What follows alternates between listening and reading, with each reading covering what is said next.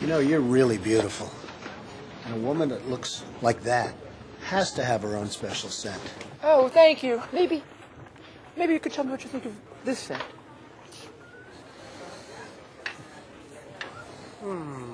I like that. This may be the best of all. That's Rudy Giuliani, former mayor of New York City and Trump motorboatee. Oh, you dirty boy, you. Oh. Donald, I thought you were a gentleman. He's one of Trump's many lawyers, and he loves the Yankees. Giuliani was born in 1944 to a working-class family in Brooklyn, New York. The grandson of Italian immigrants, he attended Bishop Laughlin Memorial High School, an all-boys school in Fort Greene, where he first gained his love of politics and desks. He convinced a few classmates to skip school and head into Manhattan to catch a glimpse of Giuliani's one-time hero, John F. Kennedy. Giuliani shook his hand. As his senior year was creeping in, and classmates of Giuliani were asking their folks for cars and cash and trips for graduation, Rudy asked for a giant desk and a giant leather chair. He graduated in 1961, scribbling in classmates' yearbooks, "God bless you," and "Vote Democratic." He went to Manhattan College and then NYU's law school, and he'd graduate as a staunch Democrat. He had already volunteered for Robert F. Kennedy's senatorial campaign before he became a committeeman for the Democratic Party in Long Island, New York, and voted for George McGovern for president in 1972. During the Vietnam War, Giuliani fought not to fight. He got several deferments in a row as a student, and the coast seemed clear. He wouldn't have to fight. But eventually, his deferments ran out, and Giuliani got lucky. His draft number was just too high for him to be sent to Nam.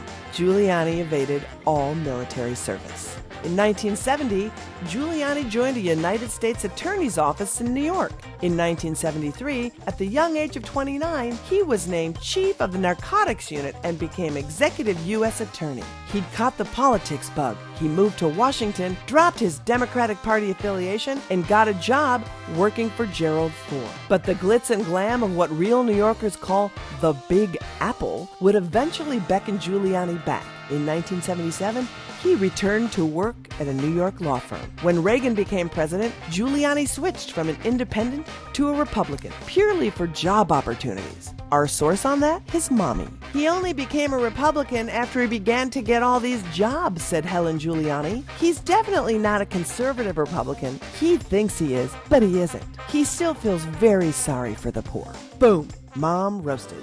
A year later, he was sworn into the Reagan administration as the youngest associate general in history. He used that position to fight the drug war, spending 2 years allocating resources to making sure people don't get high. In 1983, Giuliani was appointed U.S. Attorney for the Southern District of New York, where he made a name for himself, cleaning up the city of organized crime and corruption in the local government and Wall Street. He amassed a record of 4,152 convictions with just 25 reversals. But critics of Giuliani noted that in many high-profile cases, he would often drop charges for lack of evidence rather than going to trial, basically fudging the numbers by only bringing cases he knew he would win at trial. But there was no question that Giuliani cleared New York City streets of its mafia problem. He indicted 11 organized crime figures, including leaders of the Five Families. In 1989, Giuliani ran for mayor of New York as a candidate of both the liberal and conservative parties, but lost to New York City's first black mayor, David Dinkins, by the closest margin in New York City history.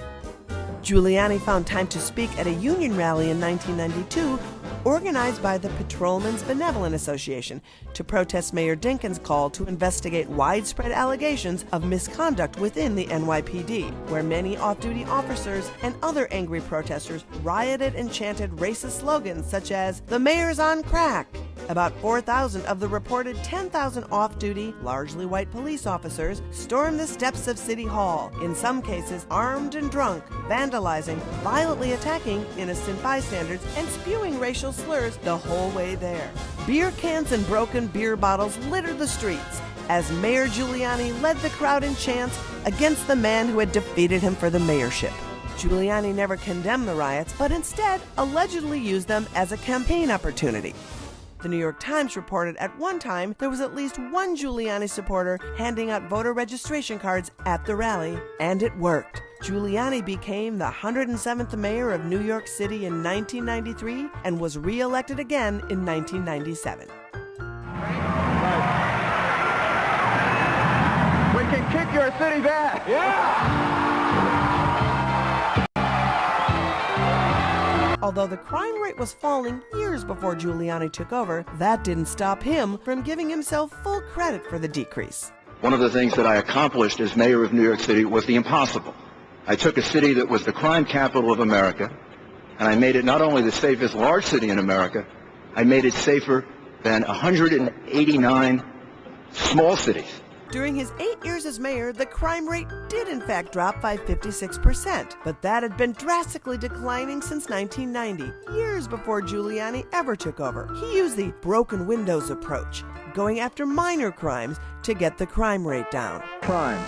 You have to pay attention to people urinating on the street. Broken windows policing has been criticized as targeting people of color and the poor. Giuliani oversaw the stop and frisk program, which allowed police officers to temporarily detain and search civilians without a warrant. Under Giuliani, there were a string of alleged racially charged police attacks. 4 officers beat and sodomized a Haitian man, forcing a broom handle into the man's rectum and saying, "It's Giuliani time." In another episode, Bronx officers shot an immigrant man 41 times during a stop and frisk when he was only reaching for his wallet to show ID. Giuliani said it was unfortunate, but the officers should be given the benefit of the doubt. The following year, an officer shot and killed a man for a drug sale. Giuliani brought up his past juvenile record and said he isn't an altar boy. The man literally had been an altar boy. His time as mayor was dwindling, and fast, because of those pesky term limits. He had cheated on his wife, stirred racial waters, and a new mayor was about to be selected. But Giuliani's checkered past took a back seat the morning of September 11, 2001. On both sides of the aisle, Giuliani was praised for his response to the 9/11 terror attacks on his city. Giuliani was brave and reassuring, and you can't subtract that from his resume, said Bob Kerrey, a former Democratic senator and governor. He added, Giuliani did what the president didn't do. He went to all those funerals, and that grieving got us back to normal. There was a clear consensus on how well Giuliani had handled the worst attacks on U.S. soil in history. He was Time's Person of the Year in 2001. Oprah called him America's mayor. The Queen knighted him. And even Adam Sandler managed to rhyme Giuliani with "Why must you be Gonnie?" But many didn't have the same reaction, including veteran firefighters, who were brokenhearted to say the least with Giuliani's response to 9/11. The 9/11 Commission report noted that lack of preparedness could have led to the deaths of many first responders. The radios the fire department used were the same ones that had been criticized for ineffectiveness following the 1993 bombings at the World Trade Center. The radios were not working when fire department chiefs ordered 343 firefighters inside the towers to evacuate. Those 343 firefighters remained in the towers as they collapsed. Under Giuliani's tenure, the Emergency Command Center, which controls coordination between police and firefighters, was moved to 7 World Trade Center, which collapsed during the attacks, hindering rescue efforts. Giuliani tried to extend his term by 3 months, but the Senate wouldn't allow it. Mayor Michael Bloomberg took over, and Giuliani's dwindling pre-9/11 past would soon again be at the forefront. After his tenure as mayor, Giuliani campaigned for future nude self-portrait artist President George W. Bush. Apparently, the day after the attacks, Giuliani grabbed the arm of the police commissioner and said, "Thank God George Bush is our president."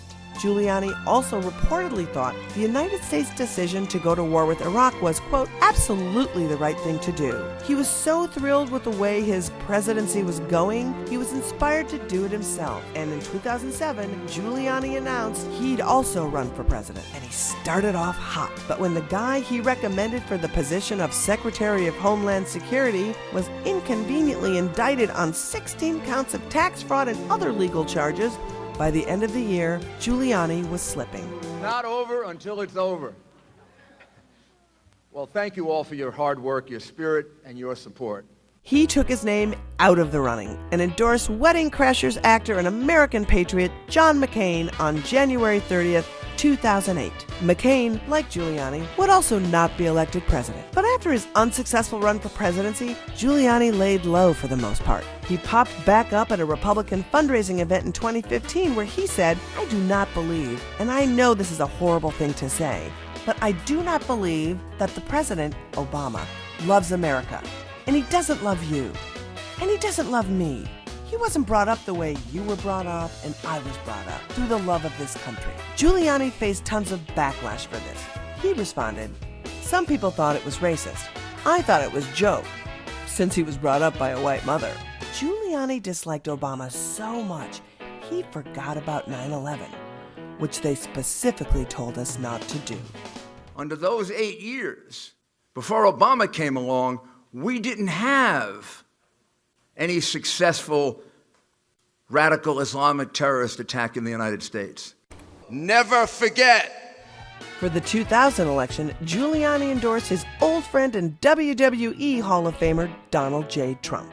Giuliani has been by Trump's side through thick and thin. When Trump bragged about the efficacy of grabbing women's genitals without their consent, it was Giuliani who said, "Men at times talk like that." In January of 2017, Trump tapped Giuliani as informal cybersecurity advisor. In 2018, Giuliani wore AirPods like this. Perhaps Giuliani was wearing his AirPods like this when he got the call to join Trump's legal team in an effort to quickly resolve that pesky Russian collusion investigation. And he succeeded in focusing everyone's attention on something else. He dropped a bomb Sean Hannity wasn't even ready for, that the president did reimburse Michael Cohen for paying porn star and executive Stormy Daniels $130,000.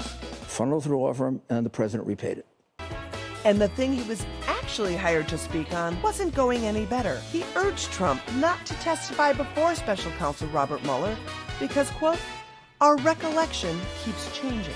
But back to the case he wasn't hired to speak on, Stormy Daniels. When you look at Stormy Daniels, I know Donald Trump, and look at his 3 wives, right?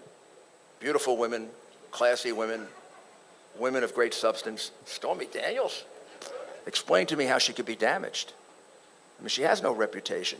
If you're going to sell your body for money, you just don't have a reputation. You'd think Giuliani would have a little more empathy for Stormy, considering all he's been through. Oh, you dirty boy, you. Oh. Donald, I thought you were a gentleman.